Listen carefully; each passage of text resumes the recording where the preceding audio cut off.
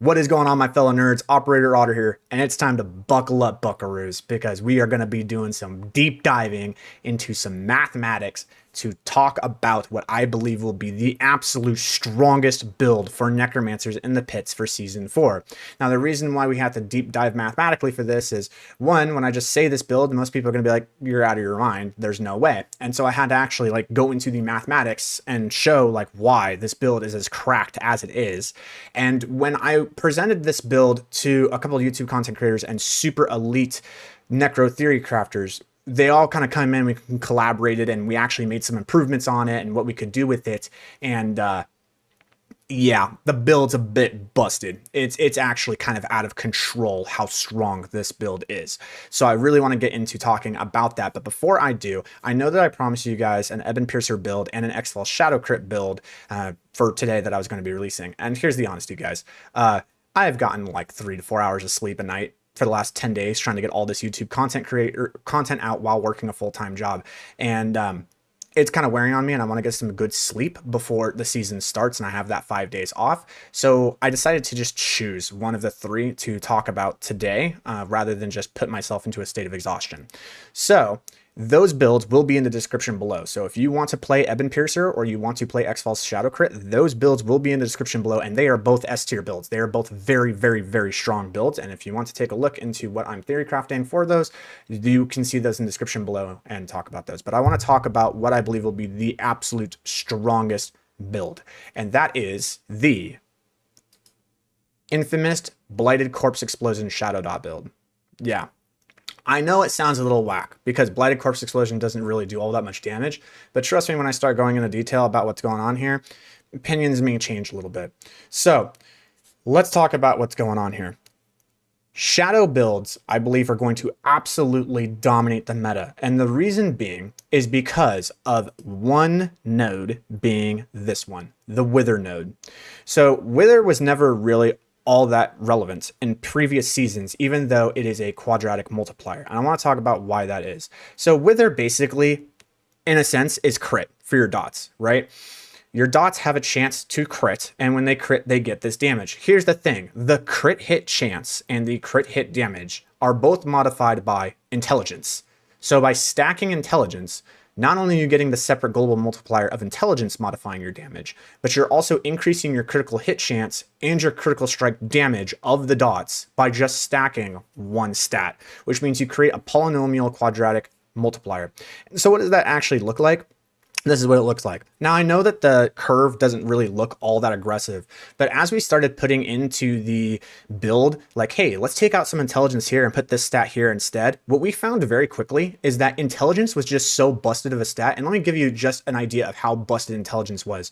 We decided that we know that Corpse Explosion has a 2-to-1 multiplier for attack speed. So if you give yourself 25% attack speed, you actually give yourself 50% attack speed on the Corpse Explosions. And we had space in this build to give ourselves 25% attack speed, which would actually increase our total attack speed by 15% with all the other amounts of attack speed that we had in the build. So we gained 15% attack speed and we only lost 120 intelligence. We had 2,700 intelligence. So by subtracting 120 intelligence, we really only actually subtracted our damage by 4%, right? For the intelligence multiplier.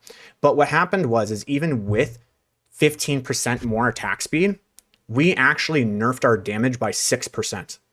That's how busted intelligence is for this build in terms of this quadratic multiplier. It is nuts. Now, I want to make it very clear that intelligence itself is not a quadratic multiplier. Wither is because it functions like crit. You have 2 things that are increasing, that are multiplying across each other, being your crit hit chance and your crit hit damage. And they are quadratic together until your crit hit chance reaches 100%. Now it's no longer quadratic, now it's a constant. But if intelligence is also modifying your global damage, and then you also have intelligence modifying your crit hit damage, those are 2 things that are multiplying together, which is once again still quadratic. So even if you were to theoretically hit 100% crit hit chance, Wither with intelligence still is a quadratic. It's just not as steep of a curve as it was when it was modifying crit hit chance up to 100%. So I want to make that Very clear. And I did make this chart. I made a video about this. I'll leave that in the description below as well. There were some things in this that were incorrect in terms of how I actually presented it to you guys. And I want to make this clear. When I had this point, it said true damage gain. This is not true damage gain. This is expected damage gain. And the reason being is that we are taking enough iterations of this statistical chance to happen where this is what the average amount of damage we expect to get after a complete total amount of iterations. But here's the thing. If I told you to take a coin and flip it and say, when are you going to get heads? You would say usually 1 out of every 2 tosses you will get it. But is it possible to roll 2 million coins and get tails every single time? Yeah, it is. And more often than not, when it comes to statistics, we don't have like, oh, it's heads, tails, heads, tails, heads, tails, heads, tails, heads, tails when flipping a coin. That's not what happens. What happens is you get like 3 heads, then you get 4 tails, then you get 2 heads, then you get 1 tails, then you get 3 heads, then you get 1 tails. And so because of how that works, it's not heads, tails, heads, tails, heads, tails. But if you were to take enough of your coin tosses, even though you had multiple instances of hitting heads in a row or hitting tails in a row, after enough iterations and you just count how many heads did you get, how many tails you get, you'll find that it's pretty 50-50, right? After enough iterations. That's how statistics works. So you can't say this is what I am going to gain. This is the true damage that I am going to gain in a statistic. You can't do that. But what you can say is, hey, after enough iterations, this is what I expect the damage gain to be, because statistics work that way.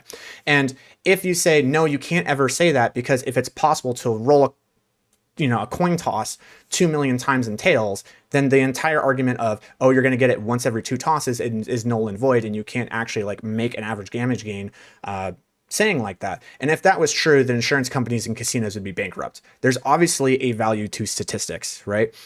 Over a large amount of time, they actually start to come out more and more true. And this is like literally how insurance companies and casinos make money, right? So it's the same thing here.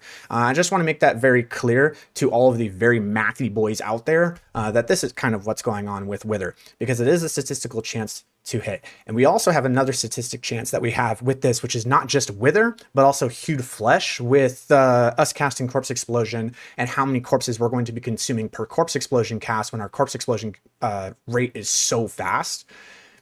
Obviously, there are going to be times where like, oh, Hewed Flesh just procs literally every single time, and at the same time, Wither just procced every single time. And so Black River gets its full multiplier, and Wither got its full multiplier, like 5 Corpse Explosions in a row. And that's why you can see damage numbers like you saw in that video that I was showing, where all of a sudden, like it was averagely hitting like 70 mil, and then all of a sudden it bumped up to like 160 mil, right?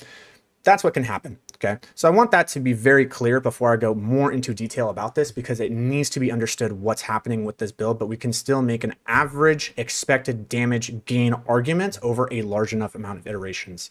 I need to make that clear. I know that was so much yapper talk that it needs to be understood, especially with this build, because this build is a full of statistical chances happening. And so is X-Vault Shadow Crit, but that's kind of what's happening. So this is what Wither is doing. Wither is modifying 3 things that are multiplying across each other by just stacking 1 stat. And that's nuts on its own. But then we need to go into a little bit more detail about what's going on with this build. Okay, so the first thing let's talk about is like how much is Wither actually getting pumped up in this build, right? So we have 2,700 intelligence. Now, when we run instances, which you are going to have access to, by the way, instances and elixirs, you're going to have a abundant access to, because of the fact that they made the change that now you can just grab herb bundles. So you don't need to grab specifically like Blightshade and Howling Moss and stuff like that. You just grab a plant and it gives you herb bundles, and you can use those herb bundles to then just craft out your instances and your elixirs. So the 3 instances that you run are Chorus of War, Sage's Whisper, and Spiral Warning. Those 3 are going to give you 80 intelligence. And when you do that, you are going to go to 2,700 to 2,780. And this is going to meet your breakpoint of 2,760, which turns your Wither from 50 to 51. So you have a 51% chance to proc a 234% damage multiplier to your DoT. That's extremely significant. So that's how powerful Wither is and what it's going to be doing to our DoTs. Very, very good, right? The next thing that we want to talk about is attack speed. Now, attack speed is kind of weird. So attack speed in a way can be a direct modifier to your damage, but not always. It's kind of awkward position to be put in, but I want to create a scenario for you. So let's say that you have the option of increasing your damage by 50% or increasing your attack speed by 100%, and you do 10 damage. And you're going to be fighting something for, let's say, 3 seconds before it dies. Okay, so you're going to be fighting something for at least 3 seconds. What is going to give you a more amount of damage within that 3 seconds? So I want to pull this up to kind of talk about what's going on here. So this is your version A, which is going to give you a 50% multiplier, and this is version B, which is going to give you 100% attack speed. So this is your base damage 10, your modifier is going to be 1.5, you have an attack speed of 1.0, that's what we're going to use in this scenario, and over time is 3 seconds. So in that 3 seconds, you are going to deal 15 damage, and then every second you attack once. So you're going to deal 45 damage, right?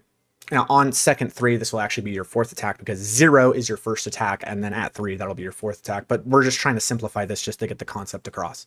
So in the B, you have 10 damage. You don't have a damage modifier, but now you're able to attack twice per second. So every second you're able to do 2 instances of 10 damage, which is 20, and you do that 3 times. Now you're doing 60 damage. So you actually get more damage over 3 seconds using this. But if you're in a situation where something maybe dies in 1 hit and you want something to die in 1 hit, then attack speed isn't as valuable, because if this 50% allows you to bypass the HP threshold of a monster to where you one-shot them, then this is actually going to be better for you rather than having to attack twice to kill them.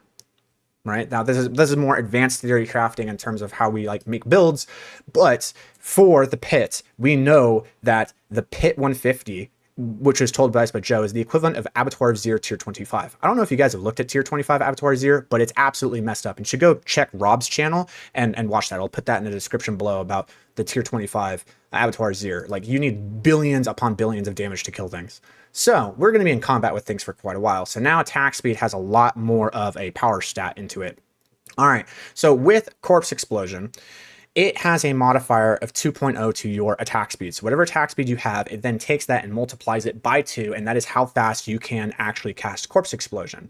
So we're going to be running attack speed in this build to have 76.5% attack speed. We are then going to run the Bone Golem Sacrifice, which is going to put it to 86.5%, and then what we're going to do is we're going to run Elixir of Advantage. Elixir of Advantage is going to give us 15% attack speed. This is going to cap us out at 100% attack speed, which means that if we are attacking at 1.15, we have a 1.1 attack speed here, and we have 1.2 here, so our attack speed is 1.15. We multiply that by 100%, that means we have 2.3, but then it's getting modified by Corpse Explosion multiplier, so now we have 4.6 corpse explosions per second. And then we also have Ring of the Sacrilegious detonating a corpse every second. So we are able to detonate 5.6 corpses per, or 5.6 corpse explosions per second is how many times we're able to cast it. That's extremely powerful, right? But there becomes a little bit of a wonky thing that's happening with this, because Black River is able to give our corpses more damage the more corpses we're able to consume, right? So if we're attacking so fast, but we're not actually producing a lot of corpses with hewed flesh, then the argument becomes, well, if you're attacking slower, but there's more corpses that are able to come out, then when you detonate a corpse and you consume more corpses, will that give you more damage versus attacking faster with Corpse Explosion, but now you're getting less corpses? But that doesn't really work, because just because you're attacking slower with Corpse Explosion doesn't actually increase the chance of the corpses being spawned. So the faster you attack, the more instances of damage are going against the target, which means that you're getting more corpses spawned from hewed flesh. And this creates a really wonky scenario. And on top of that, it also says, oh, well, now lucky hit chance actually has quite a bit of value in this build, because the more lucky hit chance we give, the more hewed flesh is now going to actually do its thing, because lucky hit chance has a 24% chance.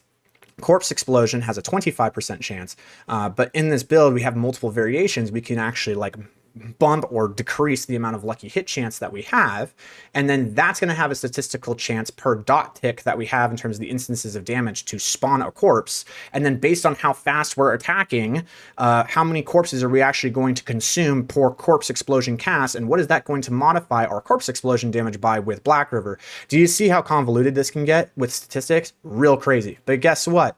Yeah, your boy actually did it. Yeah, I actually did the math on this, okay? So these are the 4 variants. Now, what I will say is, before we even got into these 4 top variants that we had the options about talking, we really wanted to figure out what was the most important thing that we could do in the build. Was it stacking lucky hit chance, or was it stacking attack speed? That was the first question that we needed to ask, because if we're attacking faster, but we have lower lucky hit chance, then what happens is, we are getting more instances of damage onto the target, but because the lucky hit chance is lower, this means we're not going to be spawning as many corpses. But we do also have more instances of damage that are happening to the target, so there are going to be more corpses that are spawning, but we're also attacking faster. So that means that we're just not going to be consuming as many corpses per corpse explosion cast, or we can go the lucky hit chance route, which is we're not going to be casting corpse explosion as fast, but we're going to be spawning more corpses.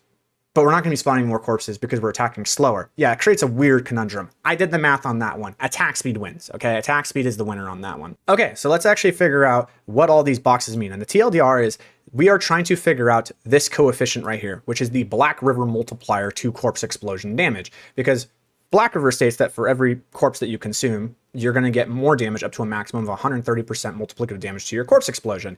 Well, we're attacking really, really fast, and we need to know how many corpses we're consuming per cast to figure out what the actual damage modifier of Black River is to the build based on its lucky hit chance and other things that are going on.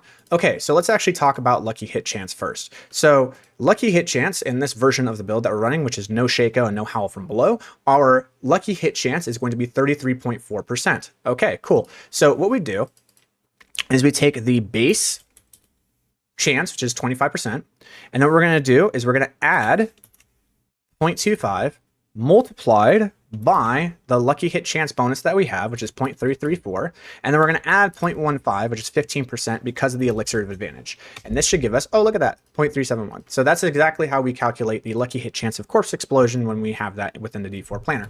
Okay, so we have lucky hit chance of corpse explosion, and then we're going to have hewed flesh. Now, the reason why we're choosing 48%, not 24%, is because when we're against multiple enemies and not a boss, even though it's 24%, because we are against 10 to 15 enemies, we are going to be spawning way more corpses per corpse explosion, because the corpse explosion is dealing damage to 15 enemies at a time per corpse explosion, which is going to generate an absolutely insane amount of corpses, which means we are going to get the full effect of Black River in an AoE setting, which means that this build's damage in AoE is much higher than it is against a single target, because when it's against a single target, it only has one target that it can spawn corpses off of, but it does have an increased chance for hewed flesh. Regardless, it's still going to be lower than if we were in an AoE setting. So that's the big weakness of the build. So we need to figure out what variant of the build is going to do the most amount of damage against a single target, being the boss, because that's going to be the hardest part of the pit.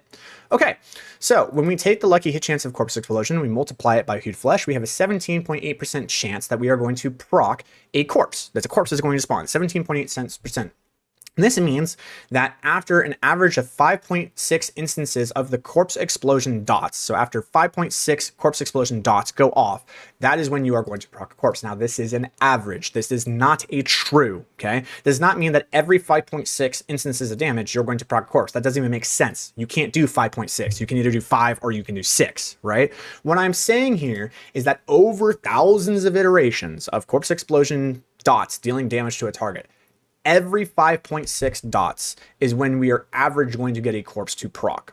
Make sense? Okay, this is what we expect to happen after enough iterations that are going on. This is not true. That's why it has a little tilde. It's about, okay? All right, so now what we need to do is we need to figure out, well, versus a single target, how many instances of damage do we need to consume 5 corpses per corpse explosion cast? Well, we need to figure out what our attack speed is first. So our attack speed modifier is 1 because 1 is 100%. So this is 1.15. Our attack speed is this plus 1 because that'll be an average of 2. So we have 2.3 attacks per second. And then the corpse explosion modifier is going to multiply by that 2. So we have 4.6. And then we have Ring of the Sacrilegious, which is going to add another corpse explosion once per second. So we are able to get 5.6 corpse explosions per second, which means that within 6 seconds, we are able to get off 34.6 corpse explosions average over a long amount of time. Now, this isn't exactly super true because of the way that game actually calculates attack. There are attack speed breakpoints that have to do with the frames of the game being divided by an integer rounded up. We're going to leave that out of the argument right now because nobody actually really has a detailed list of what the actual animation frame rate breakpoints are with attack speed for each skill in the game.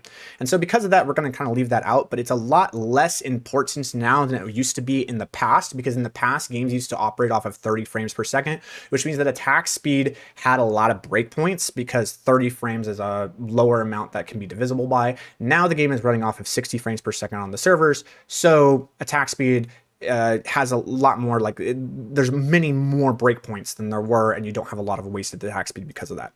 but we're going to leave that out of the equation for right now. Okay, so what we need to know is we have 5 ticks. 5.6 ticks is what's going to proc a corpse. We need 5 corpses to get the full effect of Black River, and we're attacking 5.6 times per second. Okay, this means that we need to have 79 corpse explosions stacked on a target in 1 second to get the full effect of Black River. Obviously, that's not possible, but what we can do is we can get 34.6.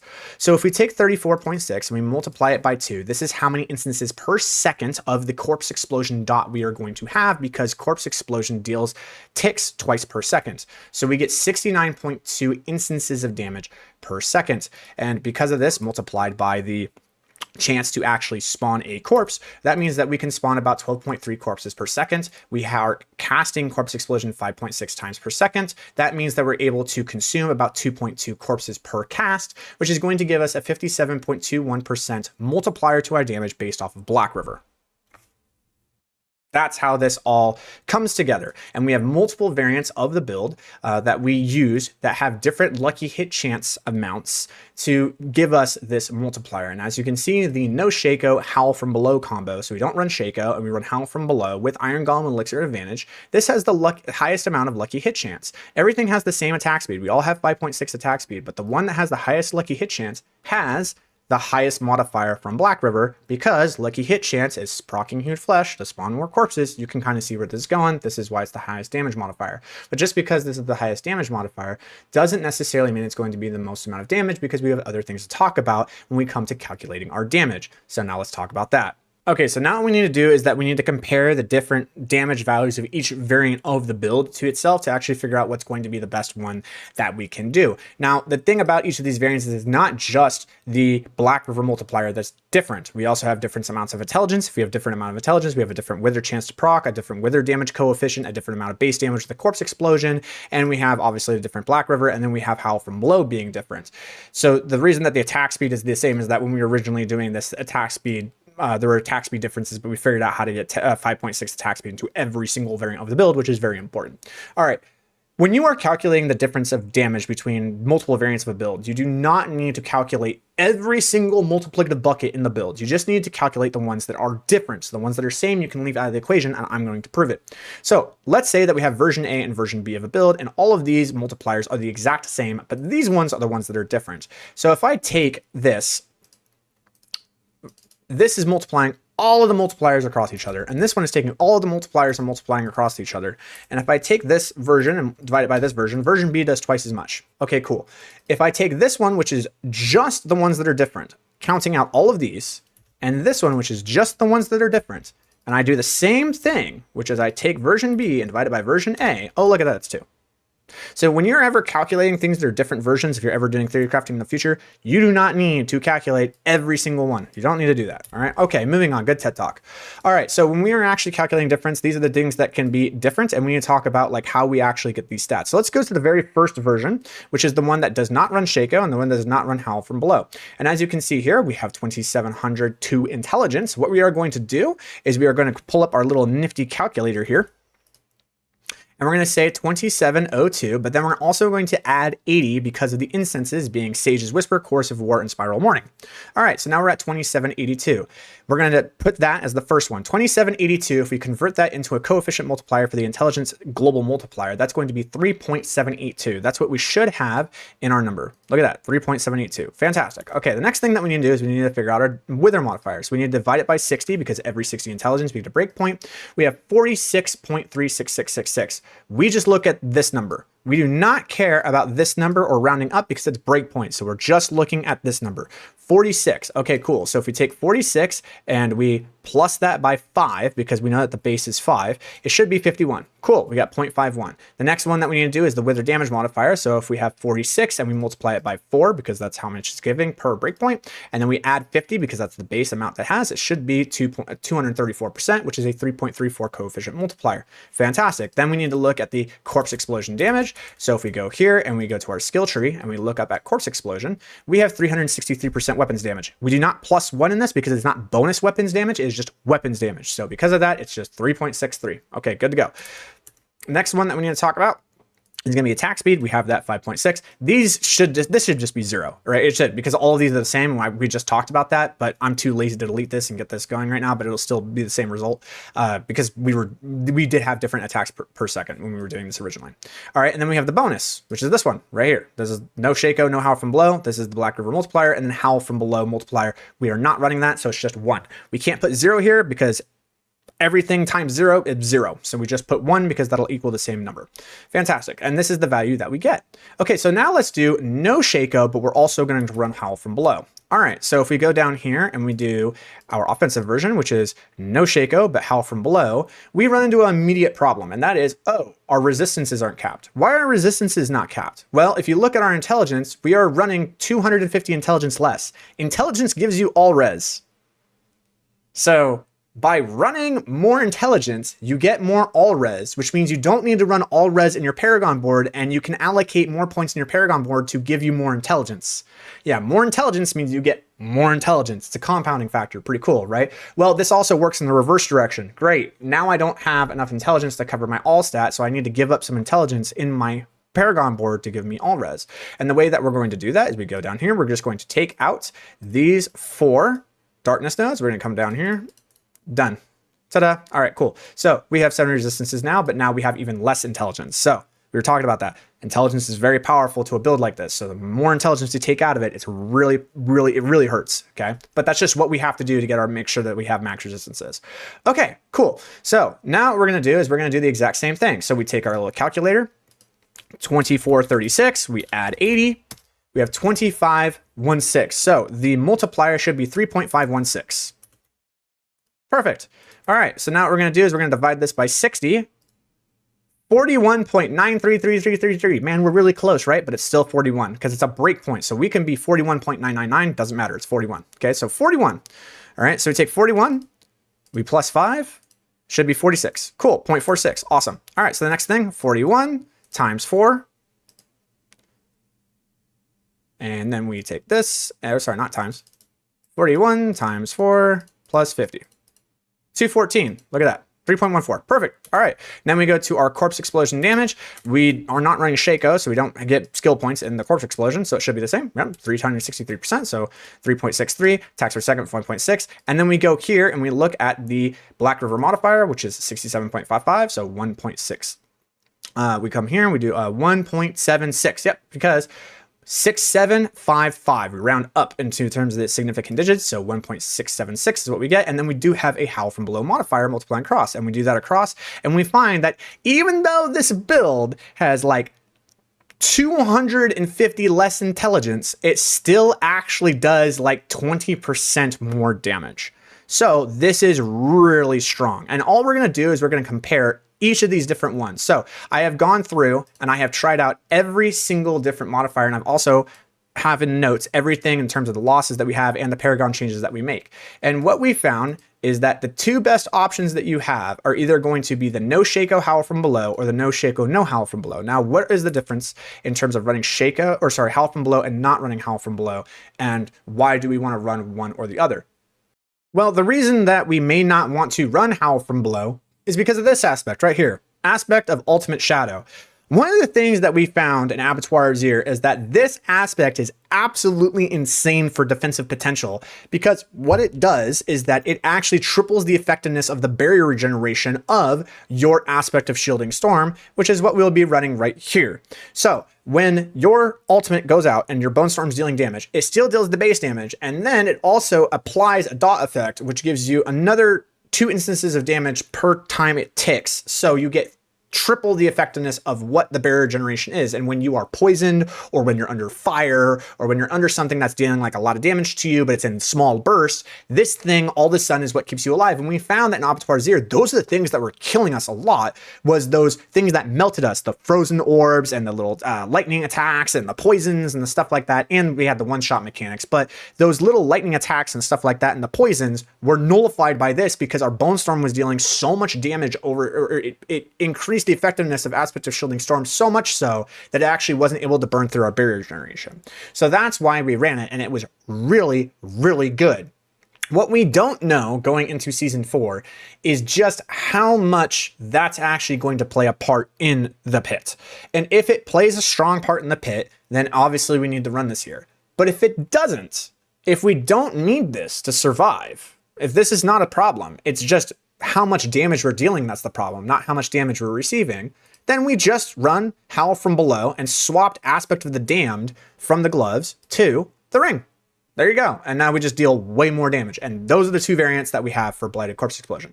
Cool. Good talk. So that's essentially what the difference is and why we choose Howl from Below or not running Howl from Below. And it's crazy to think about that Shaco actually just isn't doing it for us, even with +4 ranks to Blighted Corpse Explosion, because the more ranks you add to something, the less value you get out of it because it's additive on top of itself, so you get diminishing returns.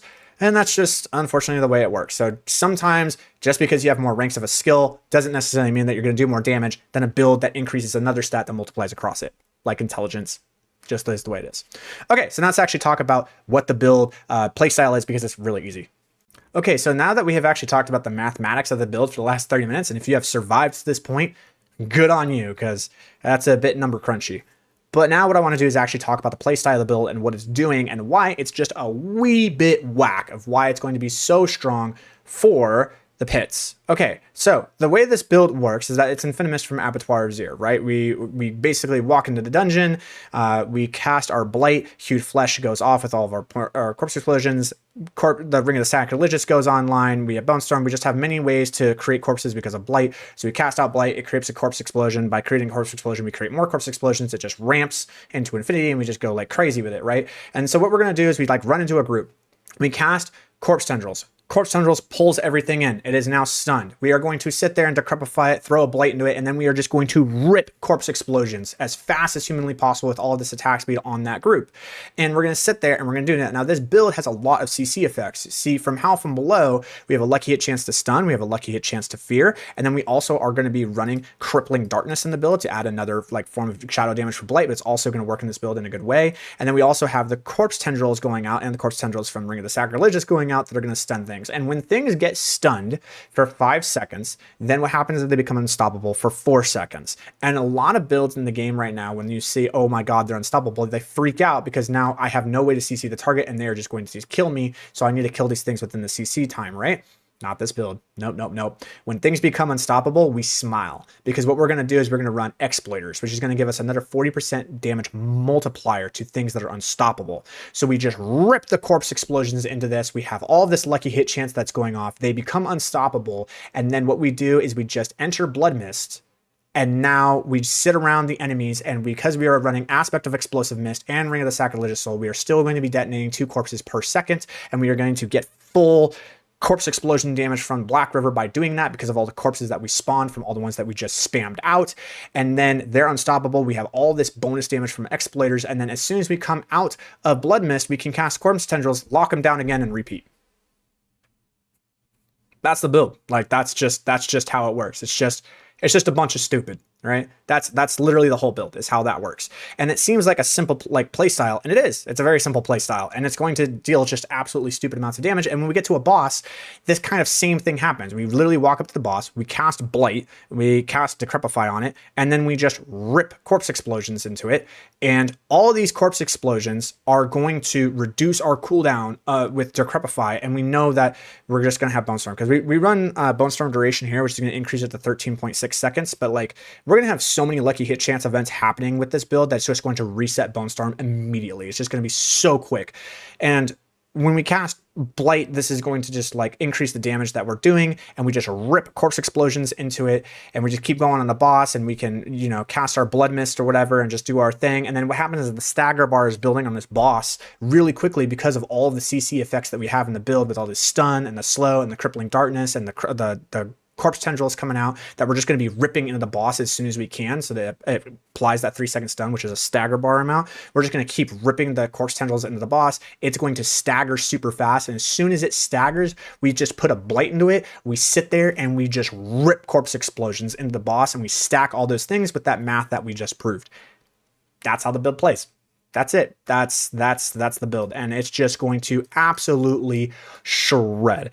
These dots are going to deal so much damage, and the build is untouchable. It can enter Blood Mist whenever it needs to because we have Blood Mist cooldown reduction ranks. We have maximum corpse tendril size. We have maximum corpse explosion size. So the corpse, remember in season 3 when the corpse explosion with Black River, the blighted corpse explosion wasn't increased, and you saw how big plagued corpse explosion could be with Black River? That's going to be the size of our corpse explosions now. They're going to be huge. They're going to be able to cover a lot of ground, which means we can now go into like Helltides and just control the entire Helltide. We're going to have so much dot damage that when we go to an event in Helltide, like when you're doing that thing with your friends and you want to like boost people or whatever to get gold or to get items or whatever, because people are going to be wanting to level up, you can go into the Helltide and you can have like 12 people in your party. You can just sit there and rip out corpse explosions and just sit there and just rip out corpse explosions. And as soon as the things are spawning from the Helltide events, from everybody procking their own like Helltide little bar thing, you're just gonna sit there and just like get everything, and you just get all the materials. So you can just sit there and do that. Like just press one button. I mean, you can just put a macro down that presses down corpse explosion, walk away and go do your taxes, and you're just gonna get all these rewards. The build's gonna be nuts. It also still moves at 200% attack speed, or sorry, 200% movement speed, and it's tanky. It can go right into Blood Mist whenever you want. We talked about that. It has the highest defensive potential of any build in the game for Necromancers because of just how busted Blood Mist is. It's just the knees beast. This build is just absolutely nuts. So this is what I think is going to be the strongest build for the pits. Let me know your opinions and comments below. If you liked it, make sure to like, subscribe, and comment in the videos. I love to be able to talk to you guys tomorrow. We're going to have a tier list coming out for the Necromancers, and Monday we're going to have a leveling guide, and then on Tuesday I will be going live, so make sure to come into the Twitch. I will leave the Twitch link in the description below. Come on in, give a follow, ask any questions you want in the stream. We'll be playing, having a good time. It'll be a good time. So other than that, I have nothing for you. Operator Otter, out.